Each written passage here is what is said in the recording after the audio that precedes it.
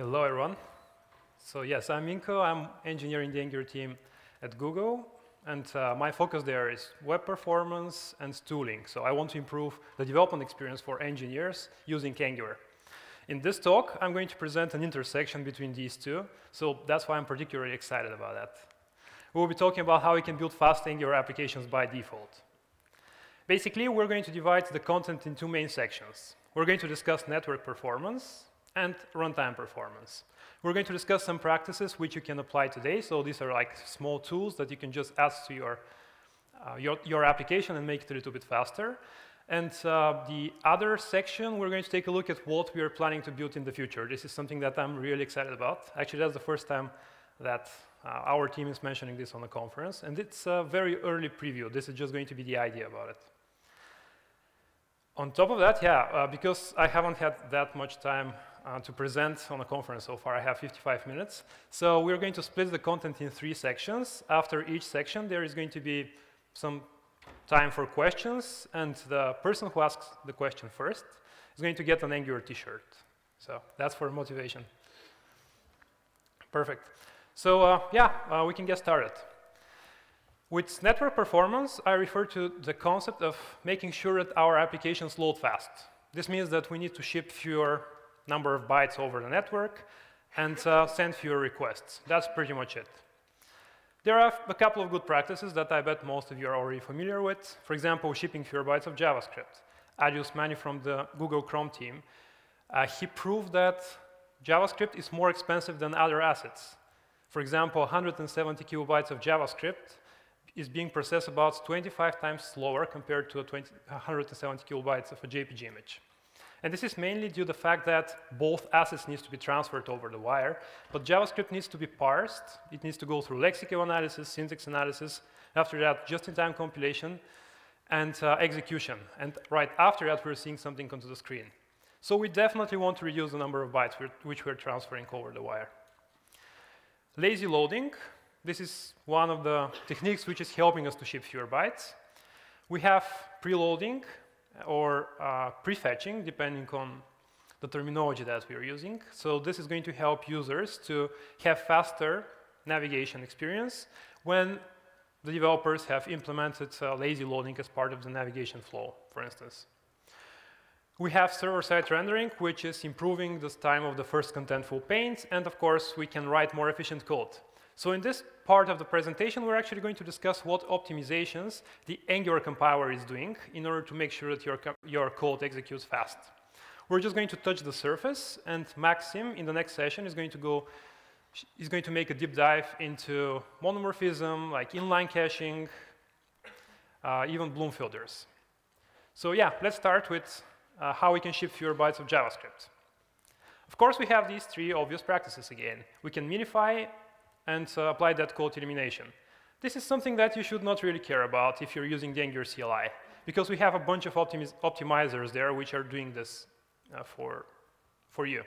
For example, we have the Angular bundle optimizer, which is going to mark some constructs as pure code, and if they're not used, it is going to automatically delete them. We have different minifiers, and the Angular compiler is doing a great job in terms of tree shakeability for Angular. So there is something new that we're planning to introduce in Angular CLI version 8. Are you familiar with differential loading, differential serving? Okay. Have you heard of differential calculus? Like finding the derivatives of functions? Yeah, this is nothing to do with this. This is much simpler. So what we're going to do with differential loading is produce 2 different builds of our application. We are producing ES5 bundles for the old browsers and ES 2015 bundles for the browsers which has ES module support. On top of that, we're going to reference both of these bundles in the index.html file, and the browser is going to be able to conditionally load them depending on the user agent. We're going to take a look at how exactly this works, but first, what we're going to get out of this is first faster execution, because we don't have to down-level modern syntax, and the browsers can just run it the way that it is implemented inside of them. We don't have to down-level it to ES5. And of course, more payload. we don't have to load some additional polyfills, for instance. We don't have to download polyfills for ES6 features, which are already in the browser. So by using differential loading, we're getting about 40 kilobyte reduction from polyfills. This is based on some internal metrics, so after the entry release may eventually change. And we're getting minus 7% of each bundle. This is due to the not down-leveling the new syntax. So how differential loading works? This is a very brief explanation because there is another technique called differential serving that works slightly differently. And why did we choose differential loading? So as I mentioned, we're referencing both scripts, the script which is pointing to the ES5 bundle and the one which is pointing to the ES2015 bundle in your index.html. So the browser loads this index.html, looks at the script tags, and depending on whether it has or it doesn't have ES2015 module support, it downloads the right bundle. In contrast, with differential serving, which has been something that a lot of people are doing right now, maybe a couple of percentage of developers, we are loading the index.html file. We have only a single script tag there. We're sending requests to the server, and based on the user agent string, the server is picking which JavaScript file it should provide us, whether this browser supports ES5 only or ES2015. So the browser picks that, the server, excuse me, picks that and returns the right JavaScript. So this has a couple of complexities, but which are solved in differential loading. That's why we decided to ship differential loading instead. First, we have much simpler infrastructure with differential loading. We don't have to do anything onto the server. Our CDN can be completely without any logic. We don't have to use fancy APIs such as Cloudflare's service worker-like API or some internal things that we're doing at Google. All you need to do is just a static server, and that's it. So you can deploy your application to pretty much any CDN, and it's going to work. And on top of that, this is a standard. So the Chrome team is working on standardizing this feature and making it even more flexible. We're going to take a look at this just in a second. So this is going to be the script, the index.html that we're going to generate from the CLI. It has two script tags, as I mentioned. One of them is with type module. This is for the ES2015 bundle. And we have one for the ES5 bundle, which the ES2015, which browsers with 2015 support are not supposed to download. Of course, this doesn't work perfectly in Safari, so we are shipping one more small polyfill, but it is about 10 kilobytes, like 10 lines of code, like about 0.5 kilobytes maybe. And you might be wondering, all right, so we can ship two versions. We can ship ES5 and ES2015. But in 10 years, we're going to have ES2029. So what are we going to do next? We're not going to be interested in ES5 at all, right? And this supports only ES5 because there are no modules there. So there is a proposal for browser first-class support of differential script tags. It allows you to download different JavaScript versions depending on the feature set supported in the browser. And you can specify them using either the src set attribute or the syntax attribute.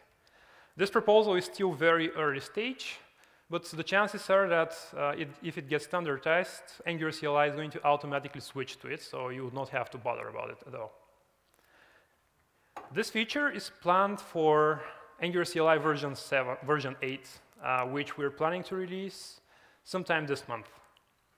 And you can enable it, you can control it by using two different flags.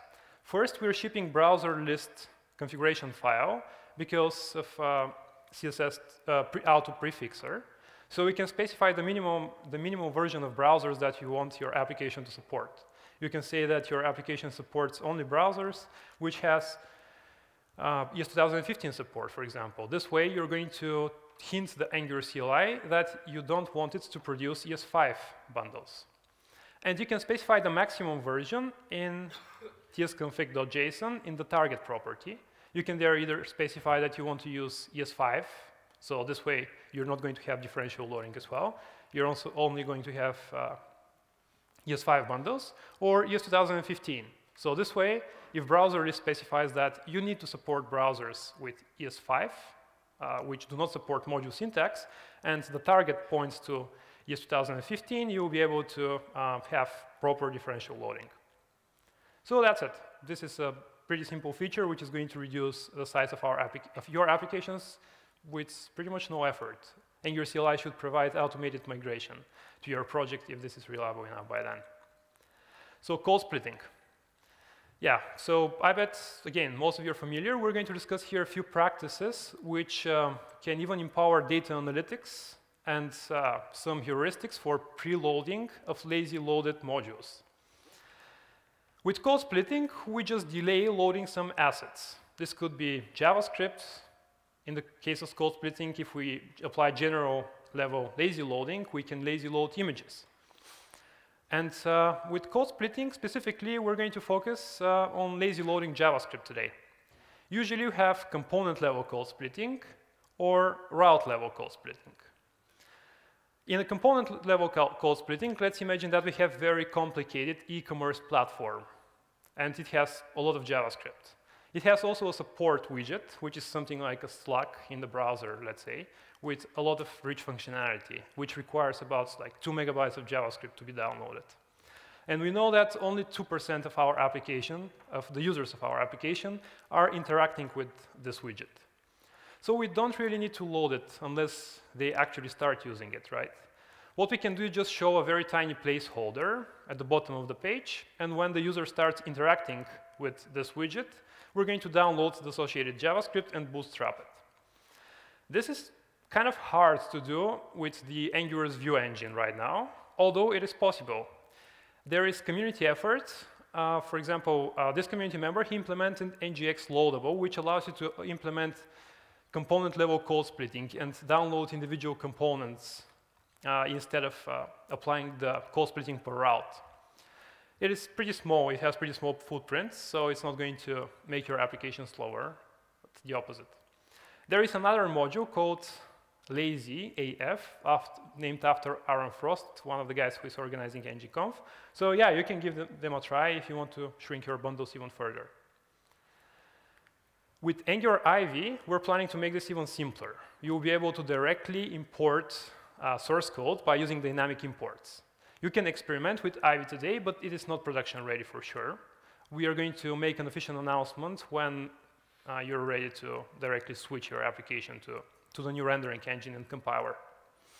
For further information about component level code splitting with Ivy, you can take a look at the presentation by my colleague, Jason.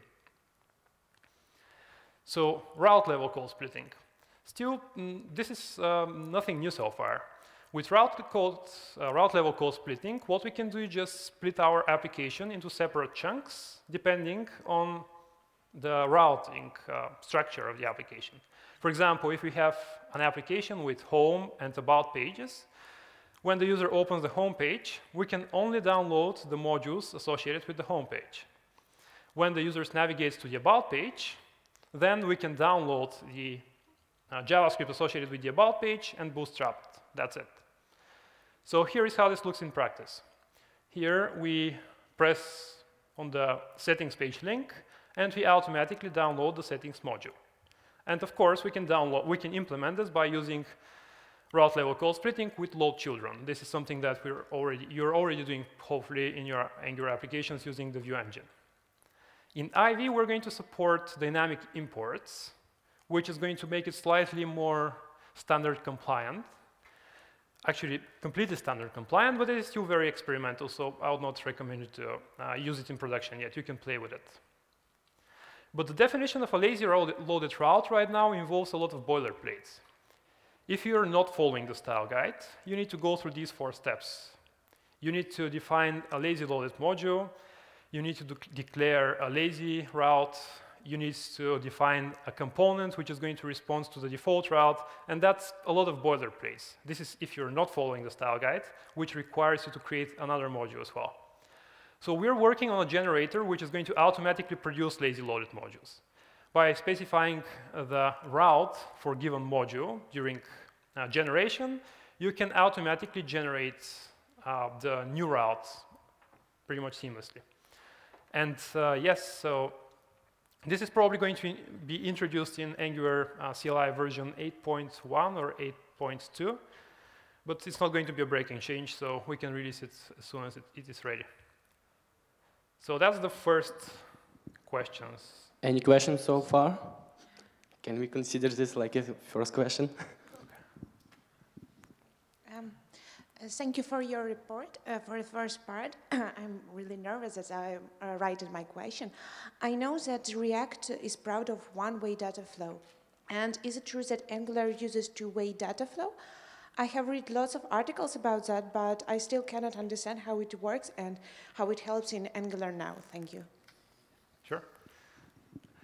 You're getting a T-shirt after that. You are getting a T-shirt as well because you were like pretty much the same time.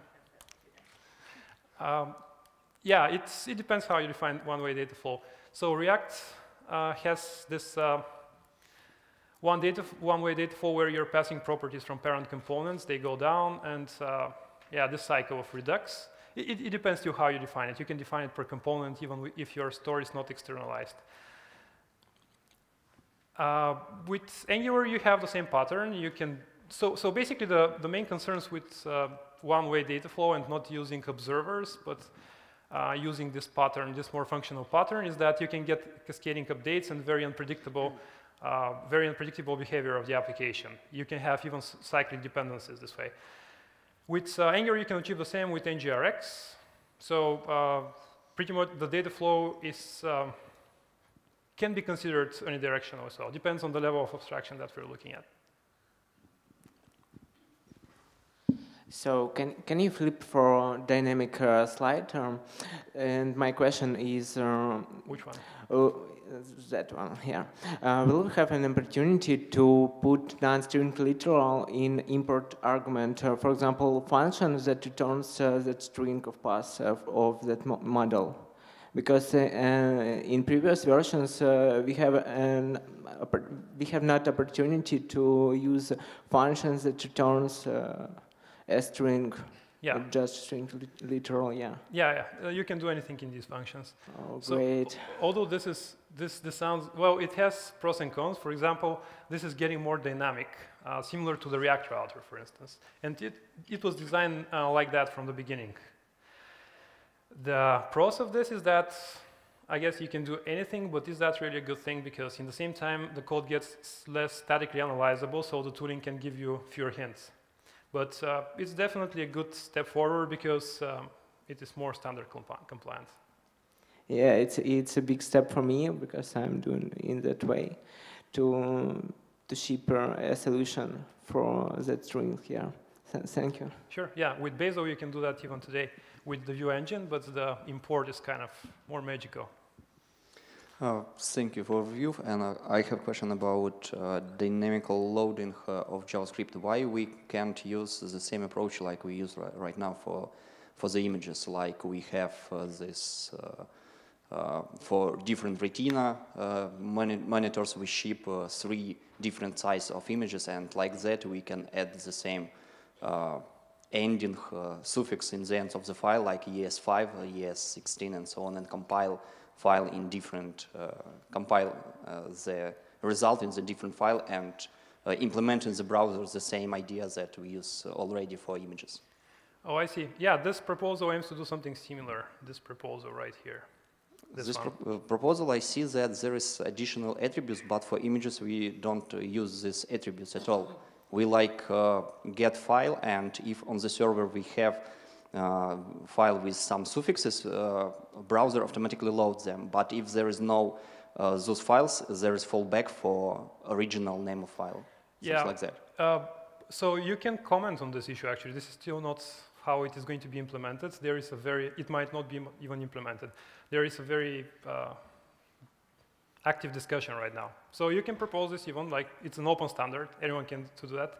I see some drawbacks. For example, you don't really want to get 404 if this file does not exist. So one additional request might not be ideal. But yeah, any approach is possible. But I mean, we right now have this implemented for images already. Yeah. And yeah. it's the same situation because we never know what device, what density of pixels we have, but it's handled by browsers on device, and that's all. The same situation with JavaScript. Yeah. I see the similarity. And other question about implementing downloading from server the files. You mentioned that there is two different strategies when we download from the browser and when we give browsers file array. Do you know maybe a solution when we can configure only with static Apache, upload config to Apache, and Apache can deal with that and upload right files? Maybe you know the solution. I see. Based on the user agent to provide a different file and compile on demand, or this is not a requirement? No. I think it's impossible to compile on demand, but files should be on the server already. It could be possible. Even I have heard about people who are compiling in a service worker because it's cool. I would not recommend you to serve the files with Apache anyway, because you're probably not going to have content distribution, like you're not going to have a CDN. I would recommend you to serve the files always from a CDN anyway. So I'm not familiar. Yeah, and I didn't think about CDN, thank you. Yeah, but it's probably it's possible to do it with Apache. I have no idea. I haven't configured it. Thank you. Sure. All right. So yeah, I suggest to continue, and after that, after the next section, go with another set. Cool. So with lazy loading, the cool part there is that we shrink the bundle size, right? Which is used during the initial page load. But the problem that we introduce is this. If we have very slow network, for example, imagine that we are in the subway and we want to download, we are on a 2G network, which is very slow with huge latency. And with performant navigation, in this case I have throttled my network, we're going to see a delay. Here I'm clicking on settings, and I have to wait a couple of seconds until the transition gets performed. So this is not ideal. We don't want to make our users wait during subsequent navigations as well. So what we can do is use prefetching. Again, not a new idea, but I hope I'll show you some quick tricks, some fun tricks right now. With prefetching, we just, back to our example with the home page and the about page. When the user is in the home page, we're going to download the content from the home page. And in the background, we can preload the content from the about page. So it makes a lot of sense. But now imagine that we're in a page like Wikipedia, where we have, from one page, we can go to 100 of other pages.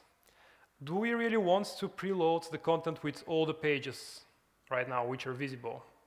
We can drain the user connection a lot. Like these pages can have, we can download maybe tens of megabytes of JavaScript, and this is going to be expensive for our users. So what I have noticed that people often try to do is predict where the users may go next.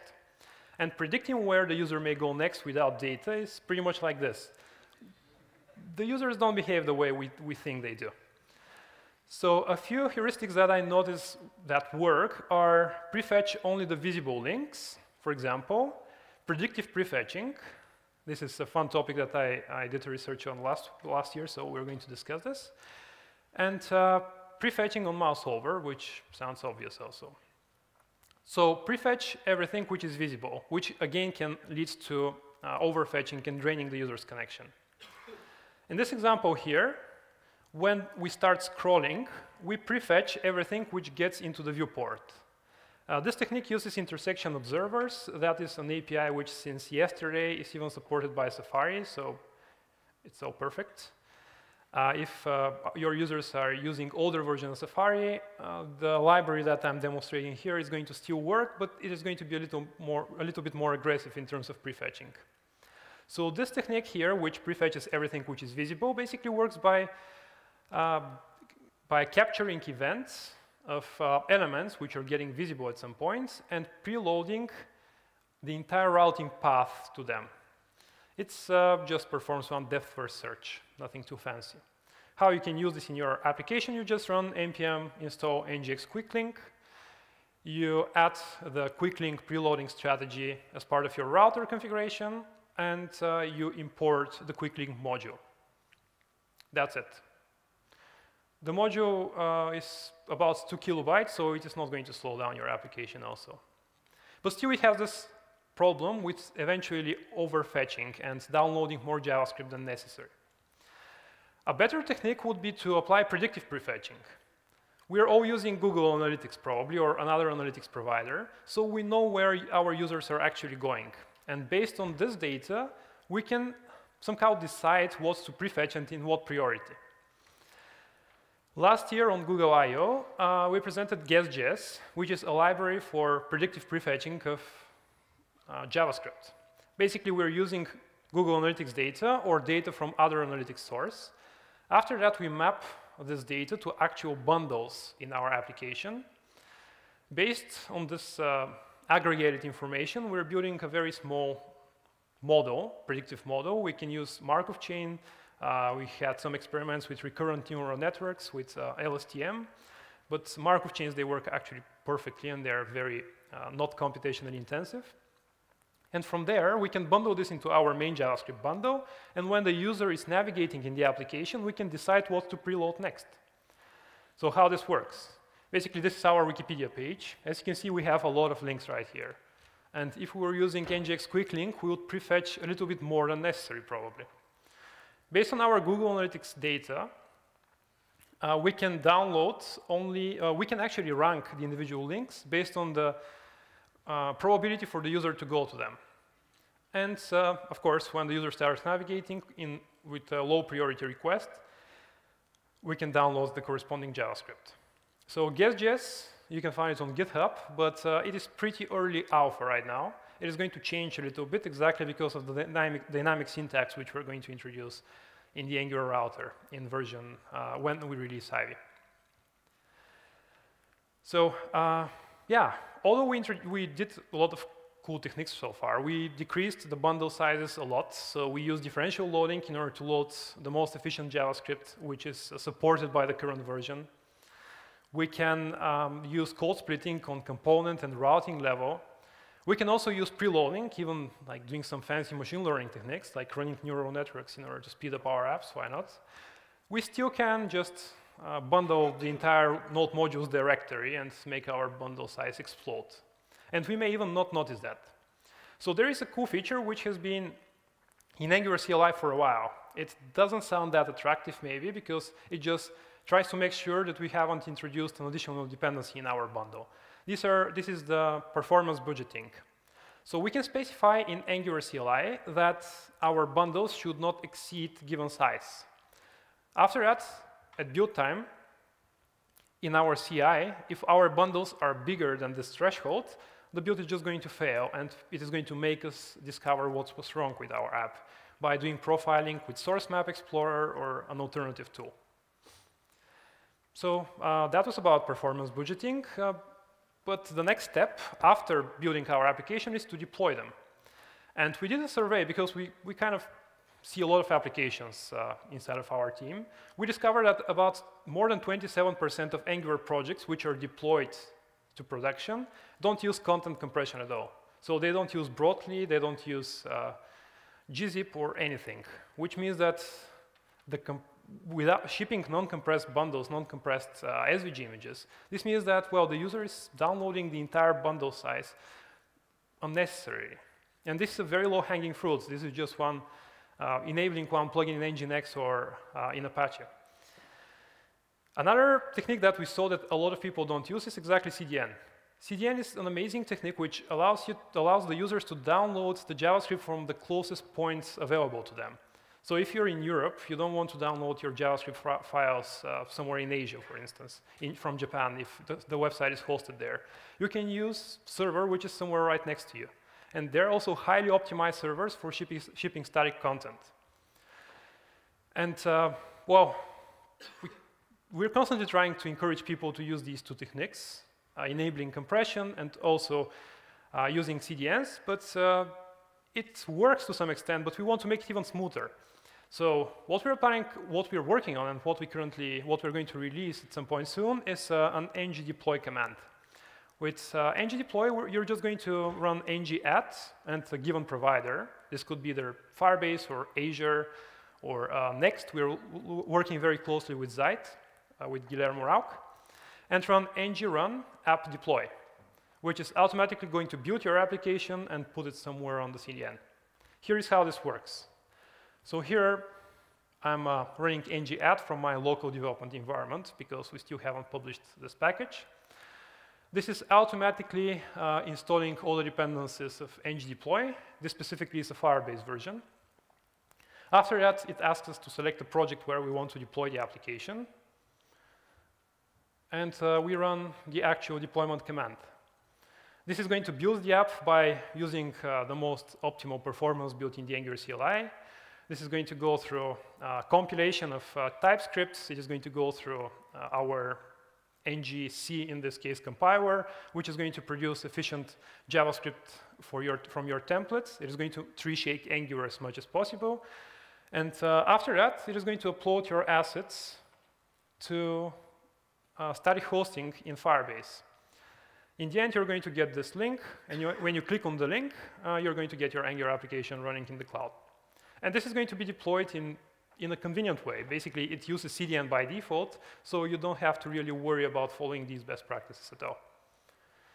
As I mentioned, we're working with Azure, we're working with Firebase closely, and with Zeit. They're pretty awesome as well. So yeah, any questions here? That's the second section. All right, you were first this time. You can get stickers for you. Hello. So the question is about budgets. Yeah. As I understood, if you have a limit, the app will broke. So if you are not testing good enough and just deploy it for a day before the deadline, it will just broke for the users, and you have to, I don't know what to do. No. Yeah, it's going to break your build, so you will not be able to deploy it at all. So in some cases, it will not work in every case, yeah? So it will not let you deploy the application. Your CI, so for example, if you have continuous integration in your repository, someone opens a pull request, and they include moment Jess, for instance, with all the time zones. Your bundles grow with 500 kilobytes, so your build fails. It says, well, your bundle is too big. And you're telling to your colleague, well, we cannot merge your pull request because it made our application much slower. So your colleague is supposed to take only the pieces of moment.js which are important for the change. They need to fix the build, and after that, you're merging their pull requests and deploying. And one more question about CDNs. So the app will be like a CDN? The application can go to a CDN, yeah.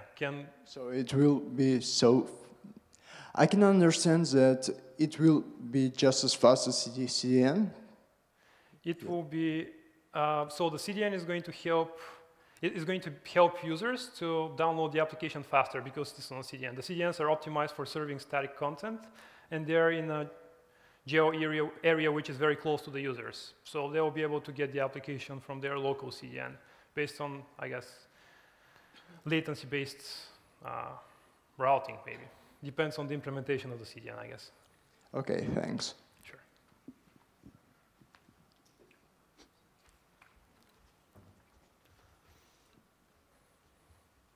Hey, thank you for speech. Well, my question is about the tree-shakeable providers. What difficulties do you have when you implement it in version 7 and 6, starting from 6? And do we have cases when we can have some bugs with lazy loading with tree-shakeable providers? Yeah, this would be a longer topic if you want to discuss it after that in the corner upstairs. Thank you. Sure.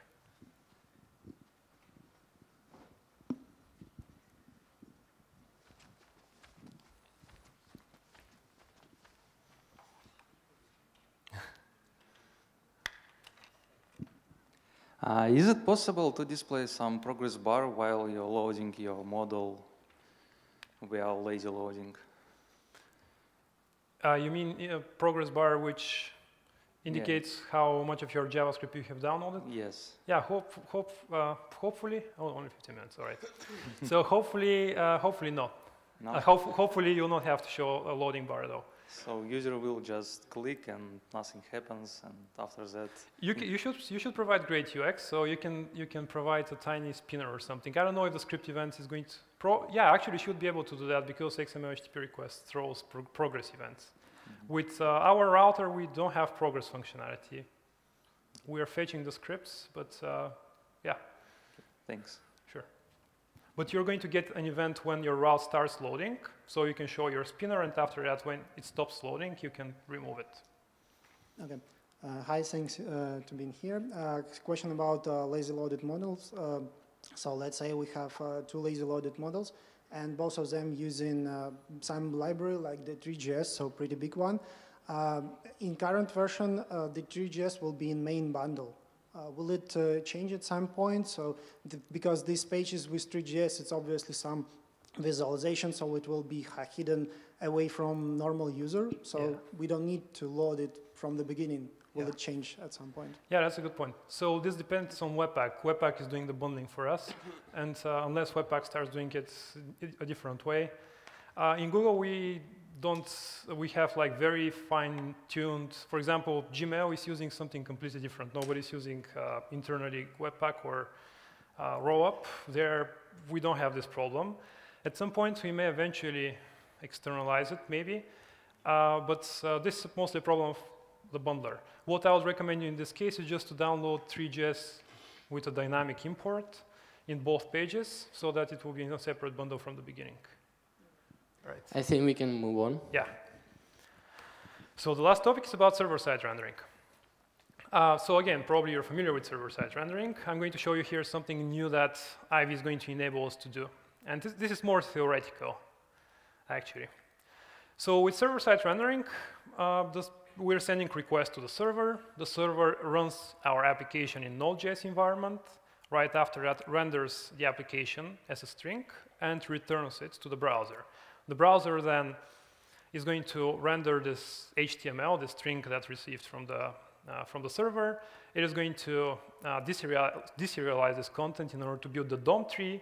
From there, it is going to figure out the script tags. It is going to download the JavaScript associated with this page, and right after that, render it. This is pretty slow, sounds pretty slow. Although, it provides very fast initial contentful paint in some cases, because the alternative is for the user to just see a blank page until they download the associated with the page JavaScript, and it bootstraps the application. It also helps with the SEO, and maybe better time to interactive, but in fact, the time to interactive even gets worse. And why is that? Well, the application gets interactive in the end. By this point, we just see content onto the screen, but our buttons are not handling user events at all. This is not a problem in Angular at all. This is a problem in general with server-side rendering. There is one more problem. This is the way we hydrate the application. So we render the application here. You can see in this diagram. We render the application initially. After that, when the framework takes over, it destroys everything, and it renders it from scratch, instead of reusing the existing DOM nodes. This creates problems not only with performance, but also with things like Google AdWords, for instance. So with this very simple diagram, we can visualize it the following way. We're getting the DOM, we're passing it to the framework just destroys everything and renders it from scratch. Basically the same DOM, but this time with a little bit more semantics attached to the individual DOM nodes in terms of components. This is the destructive rehydration. We can call it this way. We also have progressive rehydration. With progressive rehydration, we can think of Angular's this function, which accepts the DOM tree and starts traversing it. In this case here, in depth first search, this should be pre-order. So it first goes to this node here. It goes to its parent, it goes to its right child, and figures out that this is one component, so it can bootstrap only this component. We keep traversing the tree, we go to the rightmost node, we go to the node on top, and figure out that this is the second child component, so we can bootstrap only this particular part of the component tree. Finally, we go to the root, and we figure out that this is the root parent component, so we can bootstrap this as well. This sounds logical. We're just traversing a tree. That's easy. That's recursive. It has some issues with things like content projection that we're going to figure out, and it enables us to do progressive bootstrapping. So this is the thing that I told you that I'm the most excited about. So with progressive bootstrapping, we don't have to download the JavaScript associated with the page, with the entire page, after we render it. What we can do instead is ship the DOM to the browser. So the user is getting the initial string rendered by the server. And this application is actually not interactive at all. And we don't need to bootstrap it unless the user starts interacting with this page. So the user, for example, presses a key on their keyboard while this DOM node here is on focus. What we're going to do here is detect which component the user interacted with and download only the JavaScript associated with this particular component without downloading anything else from the component tree. This way, the initial bundle of your application could be 20 kilobytes instead of 200, depending on the optimizations and how interactive your application you want to be. So we're going to talk more about this on ngConf and on Google I/O, but pretty much the idea is the same. You're going to just see different demos there. And yeah, finally, faster rendering. Very quickly, we're going to go through this because Maxim is going to give you more details in the next talk. With faster rendering, we have very efficient code generation and fast runtime. So basically, we have a compiler. That's the difference between the different change detections out there. Actually, in Vue 3, there is going to be a compiler also. In React, the approach stays being with this reconciliation. In Angular, we decided to keep our compiler because we see a lot of benefits of these compile time optimizations that we can perform on top of the template. So a compiler is just something which takes an input and it produces an output. In case of Angular, the compiler is going to take your templates. It is going to pass them to the front end of our compiler. Our compiler is going to produce an abstract syntax tree out of them right here. And after that, it is going to generate very efficient source code. So the cool thing here is that the compiler can find out exactly which bindings are going to trigger changes into the DOM. So we can generate code which is going to update only the minimum amount of DOM based on a change in your model. A few other benefits are that this code is tree shakeable, and also it allows monomorphic execution. Monomorphism and like megamorphism and polymorphism in terms of dynamic languages and the implementation of their virtual machine. They're pretty exciting topics. You're going to hear about them next. So we're just going to take a look at why the code is tree shakeable. In Ivy, the source code that we're going to produce for a given template just consists of composition of instructions that we're importing from Angular core. So here we're importing element start, and we're using this instruction. This makes it very easy for bundlers to figure out which pieces of Angular users are not using so that we don't introduce them as part of the final bundles. And just one word about monomorphism. We're working there with in collaboration with the V8 team. They are doing an amazing job. They're building the JavaScript engine in Chrome. So we want to make sure that together we build something that is fast for the end users. Yeah, so a very quick summary. We took a look at reducing the bundle sizes. We discussed how we can speed up the user navigation by using techniques such as prefetching. It could be either doing some data analytics, for example, guess Jess, or it can just take a look at all the visible links on the page and preload the content associated with them. We looked at the upcoming automated deployment to different cloud providers. We discussed progressive rehydration, which will allow the bundle sizes to drop dramatically. And we talked about compile time optimizations by using ngC and ngTSC, which is coming with Ivy. So this is the last question section, right? Yeah, so I'm asking about memory. So in Angular, when we visit in some pages, Angular by default caches some pieces of code. I'm asking about reuse strategy, and do you see any cases when we have to care about that allocated memory and reuse strategy to clean up that memory that we have used in the application? Which is caching script tags. Right? Yeah. Yeah, caching script tags. They shouldn't allocate. So yeah, there are a few concepts. The first one is the cache that the browser manages. We also have an Angular service worker, which has its own cache. We have different cache managing strategies there with LRU cache, which don't let the cache grow far too much. And the third part is the data structures, which we're keeping in memory while executing the Angular source code.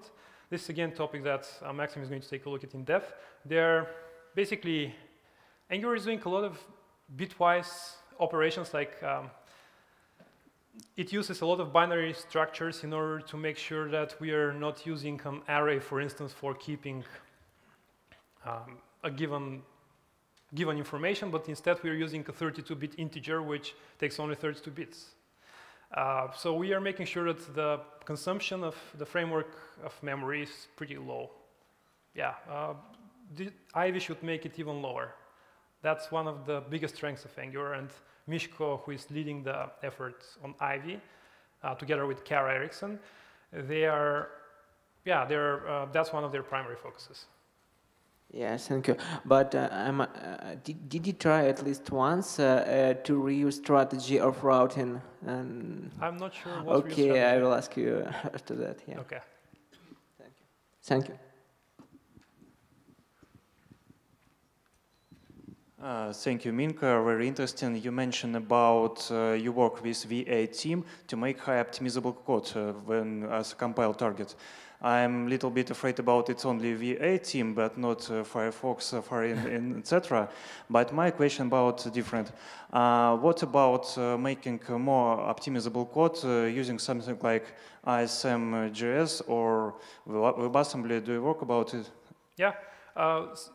So the techniques that we're using inline caching, it comes from the 80s. So it's not a brand new idea. It comes from Smalltalk. And all the dynamic languages are using, in general, these techniques to speed up their source code. So V8 uses this, SpiderMonkey uses this.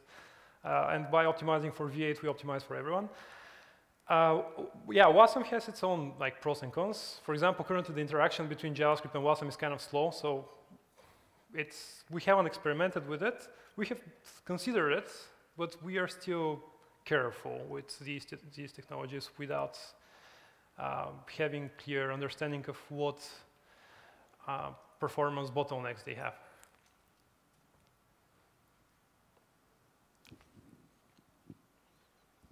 Hello, thanks. So I have one question about server-side rendering.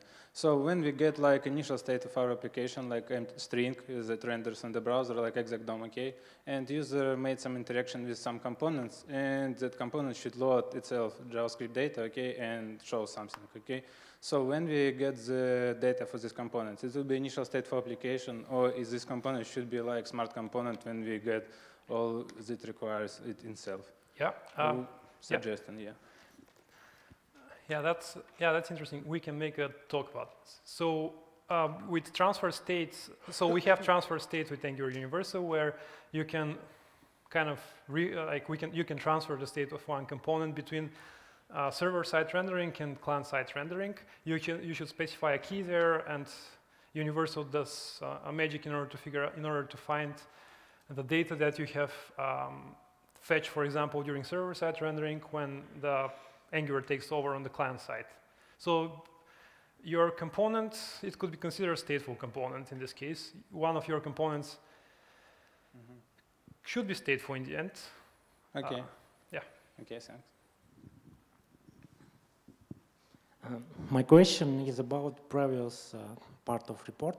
You mentioned that application could be loaded to CDN. But should developer set up the CDN, or it will be a free CDN, or what it will be? Thank you. Yeah, even GitHub Pages provides CDN they have a couple of regions. So the developer should not set up anything unless they want to maintain their CDN infrastructure, which would be a lot of work. There are different CDN providers which are going to let you just push your code there. Some of them probably are free, others not. Yeah. Hello, thank you for the presentation. Just have one question about progressive rehydration. When you said about clicking on some element and start to render some part of application which relies to that action. And let's imagine the situation that we have to load two different components from different modules. So how the application will work in that case? It's gonna to load it in different I mean, to send a lot of different requests, or it will be in one request and it will return like a small module combined with these components? Yeah. So, so the module you mean is 2015 module or an Angular module? Angular module. Yeah, so you don't really need to use Angular modules in some cases. For example, if these components are Angular elements, with Ivy we are going to allow you to download this. You don't have to associate necessarily an ng module with them, with Ivy. So yeah, you may not need to download the module separately. And the second question, you may have several chunks, so there are different optimizations that you can potentially do there. You can either have some logic on the server, which concatenates some of the chunks, like buffers requests, and concatenates some of the chunks and ships them together to you. Or you can take advantage of server push in HTTP2 and just push separate bundles. And the overhead is not too big because there is connection reuse in the HTTP request that you're going to send. So probably it's not going to be critical to the performance. And on top of that, a good strategy would be to, after the initial interaction, or even before that, to preload most of the components in order to not have overhead when the user starts interacting with them to send another HTTP request. Yeah. Got it. Thank you.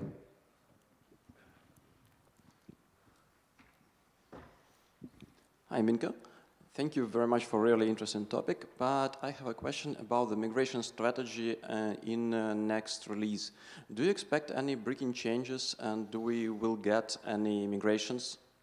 Yeah, so there is a great talk by KOM, which they are showing how their migration of how many million users website, I don't know. It was 1 day, I think, from Angular version 6 to 7.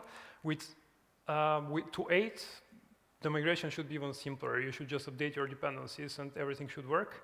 With Ivy, we rewrote a couple of modules there, like a lot of modules. And in the same time, we are making sure they're as backward compatible as possible. We found some bugs in the current Angular, which may, bugs are always anywhere. But we have some bug fixes which may have some backwards incompatible behavior, but these are going to be very minimalistic.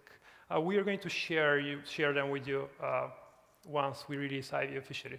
And we have over 1,000 projects in Google that are using Angular. And when we break something, our team of 30 people needs to go and fix it. So we are careful with breaking changes. Okay, and probably the last question from my side. When can we expect the Ivy? Yeah. When it's ready, yeah, that's it. Thank you. Oh, hello, thank you. My question is, can we split our bundles for case when, for example, when I'm loading my homepage, I have a lot of unused services, components and other from my core module, shared module, and how I can, for example, lazy load them? Yeah. So you can do it with the component level code splitting, I guess. This is going to be the most efficient strategy for this. You just have separate modules for these symbols that you're using later in your, the user is using later in their interaction with the application. Once they start interacting with specific component, you can have a placeholder for this component, just something like the placeholders for images. Once the users start doing something with this component, you can download this in the background. Thank you. Yeah.